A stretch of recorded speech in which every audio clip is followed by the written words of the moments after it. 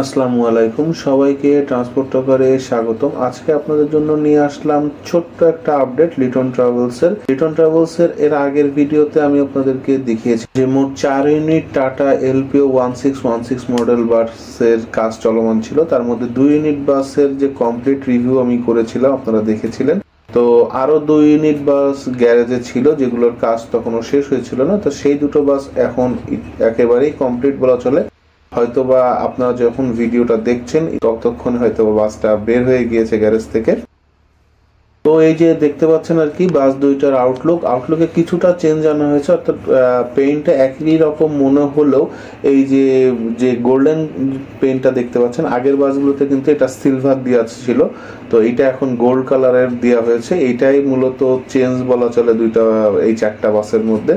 তো লিটন ট্রাভেলসের বহরে যে বাসগুলো ছিল হিনো ওয়ান, যে সেই পেইন্টগুলো আর কি এখানে অ্যাপ্লাই করা হয়েছে। তো চলেন এবার বাসের ইন্টেরিয়রটা আপনাদের সাথে শেয়ার করি। ইন্টেরিয়রটাও একদম সেম টু সেমই মোটামুটি রাখা হয়েছে। আপনারা যে দেখতে পাচ্ছেন যে টাটার ড্যাশবোর্ড, আর এই যে ভিতরে 41 আসন বিশিষ্ট, তবে 41 আসন হলেও সিটগুলো বেশ আরামদায়ক। আমি এর আগেও আসলে লিটনে 1-2বার উঠেছি, তো ওদের সিট গুলো কিন্তু বেশ আরামদায়ক হয়। তো আপনারা যারা লিটন ট্রাভেলসে উঠছেন তারা আপনাদের মতামত জানাতে পারেন অবশ্যই কমেন্টে যে আপনাদের কাছে কেমন লেগেছে।